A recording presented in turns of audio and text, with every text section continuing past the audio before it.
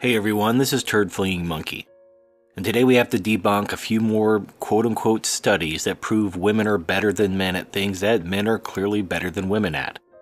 Now, if you're familiar with my videos about IQ differences, you know that men are smarter on average than women. A lot of people have a lot of problems with these videos. And the reason why is because I am not an egalitarian, I'm an anti-egalitarian. I believe that egalitarianism is the bedrock from which feminism and gynocentrism are based. In order to justify egalitarianism, we have to pretend people are more or less equal. If men are vastly better than women at pretty much everything, if they're smarter and stronger and more capable in pretty much everything, then the argument for egalitarianism loses a lot of steam. How do you justify treating women equally to men or men equally to women when men do everything, when they're better at everything? It doesn't make any sense. And of course, whenever a study comes out that says, oh, women are better than men, or women are smarter than men, it goes absolutely viral. Everybody shares it. For example, people are still trying to tell me that James Flynn proved that women are smarter than men and have higher IQs. And in case you're new to the channel, the way that these bell curve graphs somehow prove that men and women don't necessarily have different IQs, men are just higher and lower on the spectrum. You have more geniuses and you have more retards. And women are more clustered along the middle. It's not true. What they do is they test 11 to 13-year-old children. And in case you didn't know, girls start puberty around age 11, boys don't start puberty until around the age 13. And what this does is it gives girls a once-in-a-lifetime developmental advantage because they start puberty earlier than boys. So testing children between the ages of 11 and 13, wherein girls have a developmental advantage, yields a bell curve where boys and girls have more or less the same IQ. If you test boys and girls after this once-in-a-lifetime developmental advantage, like around the age 17, boys simply have higher IQs. Period. But that flies in the face of equality. And in our gynocentric society, equality is a moral imperative. Now, since I've already done a couple videos about IQ differences, I've had people point me to articles showing that women are better than men at things that make absolutely no sense. Namely, articles saying that women are better fighter pilots than men, women are better snipers than men, and women are better hunters than men.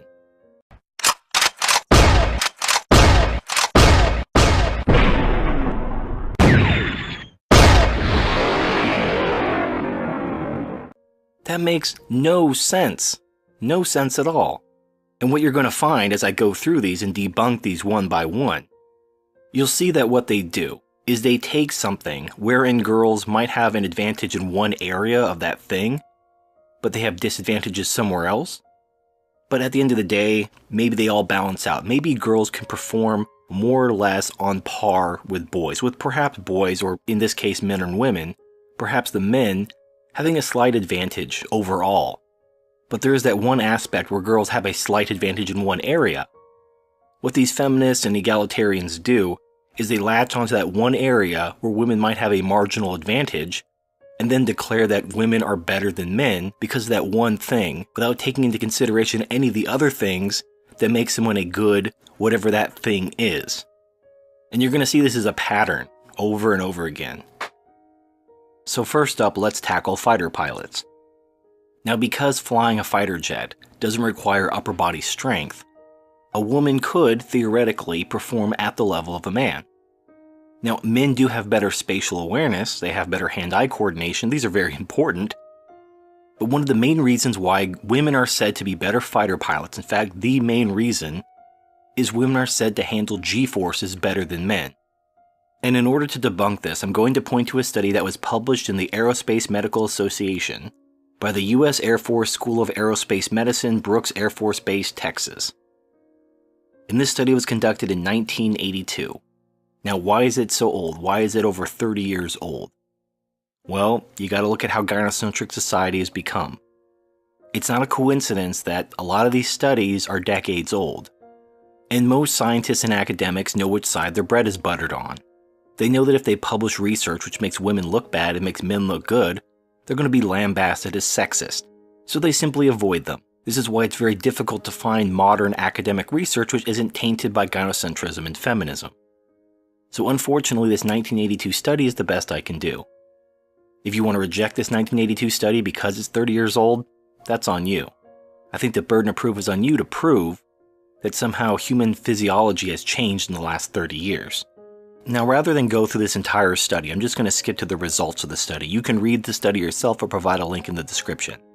According to the researchers, quote, "The results of the covariance analysis reveal a strong negative influence of height on G tolerance, a less strong positive influence of weight, and a weak negative influence on female sex and unspecified factors. One could reasonably infer from these results that the women gained a tremendous advantage in G tolerance by their being shorter than the men on the average. But that advantage was considerably diminished by their weighing less, and to a lesser extent, by their sex and other factors. The net effect was thus one of G tolerance parity between the women and the men. Moreover, when the G tolerances of height matched women, and men were compared, the women had significantly lower tolerances." End quote. So the only advantage that women have, in regards to being better fighter pilots than men, is they're shorter. That's it. However, weighing less, having less muscle and more fat actually makes them more susceptible to G-forces. So in the end, they kind of just perform at the same level as men, on average. However, if they're compared to a man the same height, the man blows them away. So a female fighter pilot can be as good as a male fighter pilot who's taller. And if you're not familiar with G-force, as you're moving at supersonic speed, your organs and blood is being pulled down through the force of gravity. And what can happen is if you're traveling too fast, if G-forces are too high, the blood can be pulled from your brain and you'll pass out. This is why G-force is a problem for fighter pilots. Now, one of the things you do to combat this is you wear flight suits, which cut off the circulation to your legs. And this helps keep the blood from being pulled down into your feet. And obviously by being shorter, your heart and your brain are closer together, you're less likely to lose consciousness. That's really all it comes down to. But because there's more blood and muscle than fat, being thin is actually a detriment to being a fighter pilot. You're much better off having muscle than fat, which women have fat and men have muscle. Women are simply shorter than men on average, but a short man is going to be a better fighter pilot than a woman who's the same height. Period. That is the end of the study. That is the end of the argument. So having debunked that, some other arguments that women are better pilots than men include that they get in less accidents than men on average. But you have to ask yourself, what kinds of missions are they sending men on versus women? If you're going into a dangerous situation where an accident is more likely, you think a male pilot is going to get sent or a female pilot? If you're going into a combat zone where you could get shot at, do you think a male pilot is going into that combat zone or do you think a female pilot is going into that combat zone? Just looking at raw accident numbers doesn't tell you anything. I mean, I'm sure that if you look at male versus female firefighters, the female firefighters are just standing by the truck, and the males are actually going into the building. So if more male firefighters die, does that mean that female firefighters are superior to male firefighters because they're not doing the dangerous work? That doesn't make any sense. But it's a way that gynocrats can look at data, manipulate it, cherry pick it, and come to the conclusion that women are better than men, because vagina. And the last thing they'll do is they'll post some quotes from various military commanders, some in the US and the West, some in India, where these military commanders are praising female pilots and saying they're as good or better than male pilots. You have to understand that these military commanders, particularly the ones who are allowed to talk to the media, they're saying what they're told to say. Someone in the military does not have free speech. You do what you're told. You don't have free speech. If you say something contrary to what you're told to say, you can get court-martialed. So I would take anything a commander says to the media, at least while they're active duty, with a very large grain of salt. Okay, having debunked fighter pilot, are women better snipers than men? And this is based on two things. One, supposedly, women are more patient and better able to handle cold temperatures than men. And just to quickly debunk the whole women handle cold better than men, I'm going to quote a New York Times article, which I'll post in the description, which says, quote, "One study in The Lancet looked at 219 people of all ages and found that the female subject averaged higher core temperatures, 97.8 degrees Fahrenheit versus 97.4 degrees, but colder hand temperatures, 87.2 degrees versus 90 degrees. That could indicate a better ability to conserve body heat and protect vital organs. but less blood flow to the extremities, which also means a greater feeling of cold. So according to this, women can maintain a better core temperature of 0.4 degrees, but at the expense of feeling colder because their hands and other extremities get colder. Quote, then again, studies in which men and women were immersed in cold water have found that the body's reaction depends primarily on size and body fat. In other words, a man and a woman of equal size and body fat would show no physiological differences in their response, end quote. So once again, it has nothing to do with women being better than men, it has to do with them being fatter than men. Now, if your argument is fat is good, then why aren't fat men top athletes? Clearly being fat is not an asset but a liability. And in particular to being a sniper, if you're cold, you dress for it. And if women's hands get colder than men's, if their extremities get colder, that's bad to be a sniper because you need feeling in your fingers in order to be a sniper. Okay, so putting cold tolerance aside, where does this idea that women are better snipers than men come from? Well, it mostly comes from bullshit, but it primarily came from biathlon results. Now, the biathlon is an Olympic sport which involves shooting, and it's gender segregated. So the men compete against the men, the women compete against the women. So you can compare things like accuracy and speed in order to determine who's a better shot, because even if men and women don't compete against each other in these events, their scores can be objectively measured against each other, and you can determine who's better, who would win if the top men and the top women win against each other. So I'm going to quote an article from realbiathlon.com called Who Shoots Better, Men or Women? And it says, quote, along with some other winter sports and maybe tennis, biathlon is one of the few sports in which women receive more or less the same attention as men. Also, unlike professional football, for example, the amount of training both men and women go through is comparable, so I think it's fair to compare their shooting results. Firstly, better shooting can't be defined easily. It includes two very different elements, shooting accuracy and shooting speed. I can't think of a plausible way to combine those two elements into one number.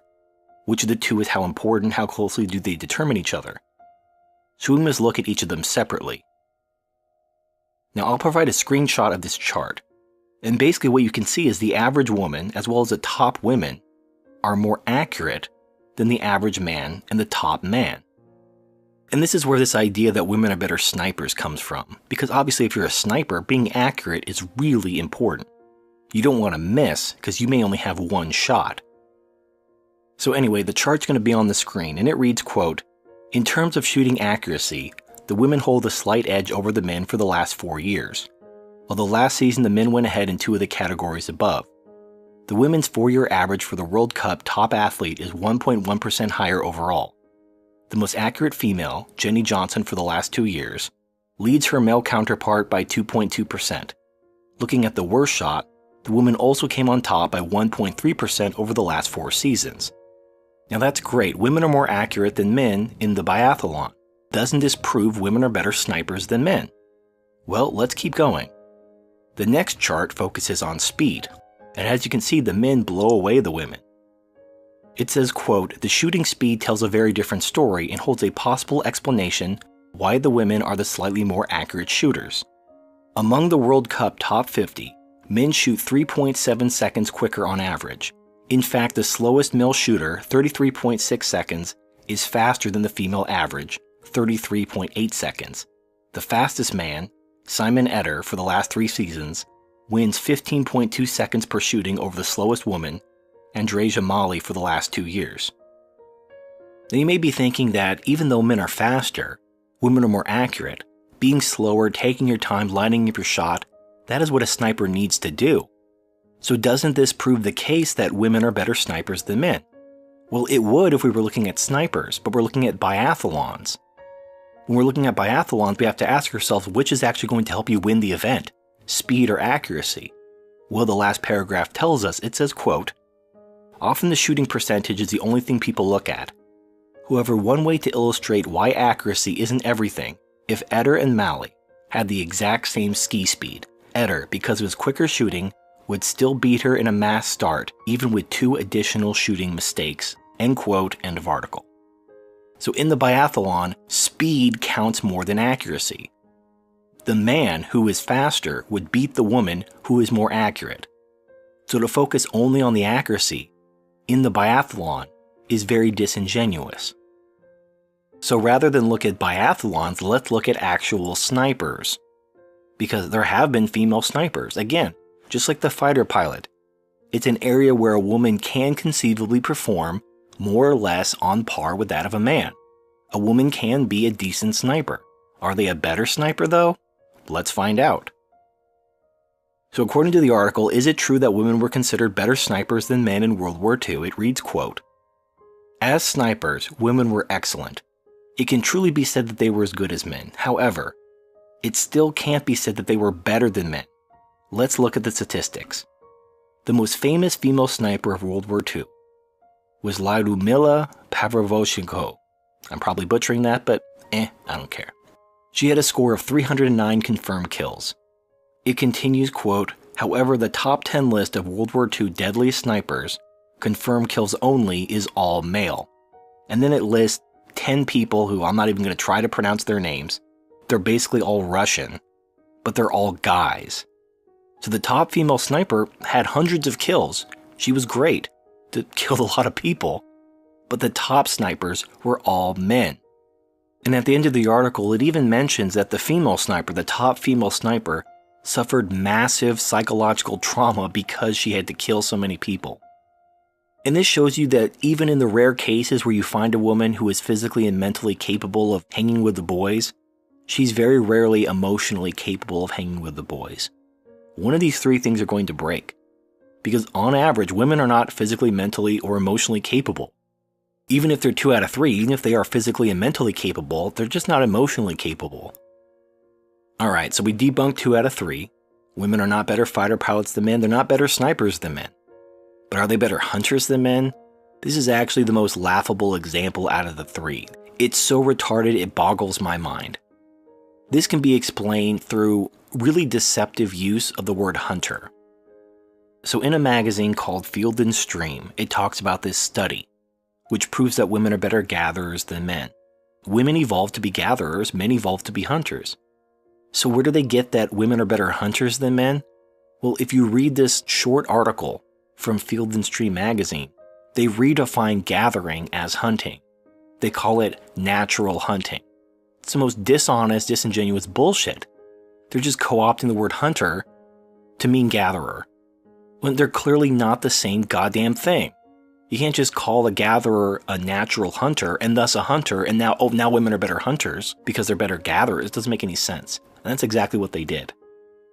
They quote a story from Boston.com which reads, quote, "The conventional wisdom is that men have better spatial skills," which they do, while women have better verbal skills, meh. But a new study offers a more nuanced view. Oh, it's always about the nuance. Researchers tracked men and women from a rural village in Mexico as they foraged for mushrooms.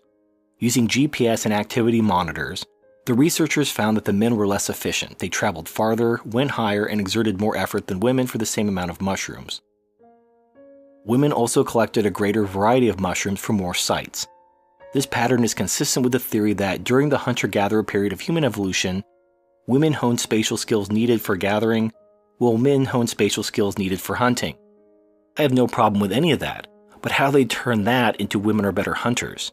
Well, in the last paragraph it reads, quote, "With our evolutionary nomadic hunter-gatherer days behind us and the modern hunter now confined to a smaller geographic area, could it be argued that modern women, with their more methodical approach to gathering, have the potential to be better natural hunters than men? End quote. They're redefining gathering as hunting. It's fucking retarded. You can't just do that. And this reminds me of an article where they're trying to add art to STEM to try to get more girls to be scientists, because girls aren't interested in STEM. They're not capable of STEM. They find it boring because it's hard. So they go into the arts, because art's easy. And in order to get more women into STEM, they're trying to turn it into STEAM by adding an A for art. As if making STEM art is going to turn girls into scientists. All it's going to do is bastardize STEM. It's going to turn STEM into a joke. People are going to say, "Oh, I have a STEM degree." "Oh, really? What did you major in? Science, math?" "Oh, in art." "Yeah, it's art, but it's a STEM art." They're going to go, okay, well, don't call us, we'll call you. Adding art to STEM isn't going to turn artists into scientists, and redefining gathering as hunting isn't going to turn women into hunters. They didn't evolve to be hunters, and they're not better hunters. It's fucking retarded. But the way that this was phrased just started this whole chain of events. So now if you Google, are women better hunters, they will quote this article, saying that this is proof women are better hunters because they're better gatherers, and we're going to redefine hunting as gathering. It's fucking stupid. Now, I've also seen articles which aren't even worth linking to, talking about how women are better hunters because they're more in tune with nature. This retarded, vague, completely unsubstantiated stereotype that women are more in tune with nature, thus, they're better hunters. Men have better hand-eye coordination. Men have better spatial awareness. I mean, what does being in tune with nature even mean? Like having your period? So at the end of the day, boys rule and girls drool. This is Turd Flinging Monkey. Thank you for watching, and I'll see you next time.